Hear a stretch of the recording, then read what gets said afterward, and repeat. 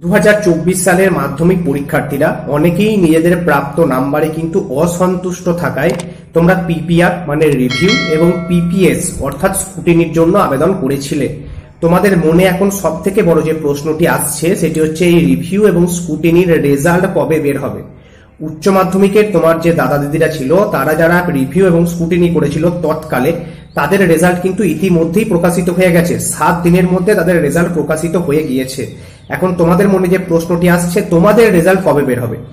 আজকে তোমাদের রেজাল্ট কবে বের হবে সেই সংক্রান্ত থাকছে বিস্তারিত আলোচনা এবং নাম্বার কেমন বাড়ছে সেই সম্পর্কে একটু আপডেট তোমাদের দিয়ে রাখছি।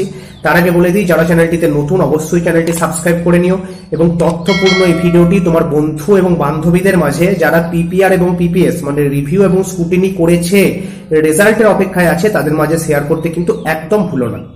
দেখো, মাধ্যমিক পরীক্ষার্থীদের পিপিআর এবং পিপিএস মানে রিভিউ এবং স্কুটিনির ক্ষেত্রে উচ্চ মাধ্যমিকের পরীক্ষার্থীদের একটু পার্থক্য আছে, একটু ফারাক আছে।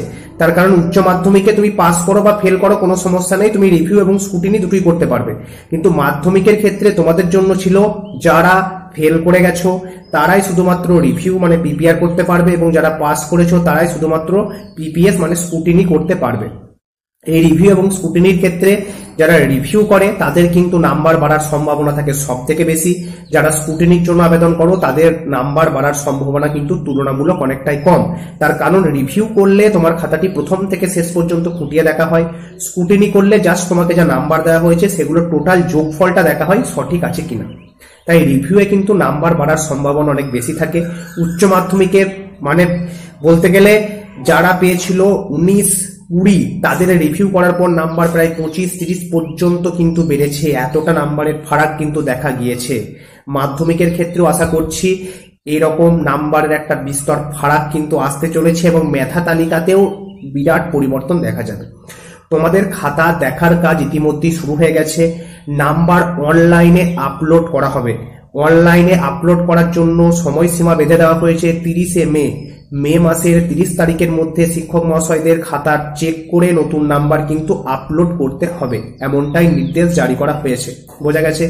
এবার তোমাদের মনে প্রশ্ন আসতে পারে আমরা অনলাইনে রেজাল্ট কখন দেখতে পাবো।